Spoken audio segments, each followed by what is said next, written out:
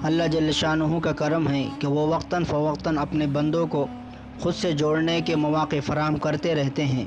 نماز، زکوٰۃ، حج و عمرہ، رمضان، اعتکاف، قربانی، عاشوراء، شب برات، شب قدر، یہ سب اسی کا اظہار ہے کہ بندہ جو دنیاوی کاموں میں لگ کر اللہ تعالیٰ سے غافل ہو جاتا ہے وہ اس کی طرف پلٹے، اس کے سامنے سر جھکا دے اور اس کے ساتھ اپنے تعلق کو مضبوط کرے۔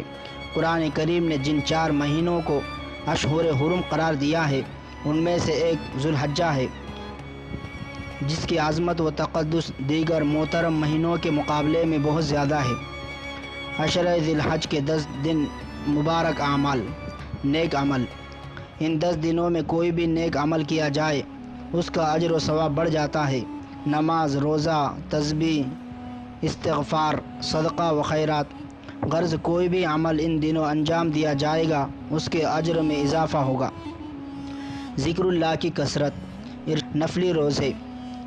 ارشاد نبوی صلی اللہ علیہ وسلم ہے، کوئی دن ایسا نہیں ہے جس میں عبادت اللہ تعالیٰ کے نزدیک عشرہ ذی الحجہ سے زیادہ پسندیدہ ہو، کیونکہ عشرہ ذی الحجہ میں سے ہر دن کا روزہ 1 سال کے روزوں کے برابر ہے۔ رات کا قیام۔ ارشاد نبوی صلی اللہ علیہ وسلم ہے، عشرہ ذی الحجہ کی ہر رات کی عبادت شب قدر کی عبادت کے برابر ہے۔ عرفے کا روزہ۔ نبی کریم صلی اللہ علیہ وسلم نے فرمایا، اللہ سے امید ہے کہ عرفے کے دن کا روزہ رکھنے سے 1 سال پہلے اور 1 سال بعد کے گناہ معاف فرما۔ تکبیر تشریق۔ 9 ذو الحجہ کی فجر سے 13 ذو الحجہ کی عصر تک ہر فرض نماز کے بعد بالغ مرد اور عورت پر 1 مرتبہ تشریق تکبیر تشریق۔ عید الاضحیٰ کے دن نماز عید واجب ہے۔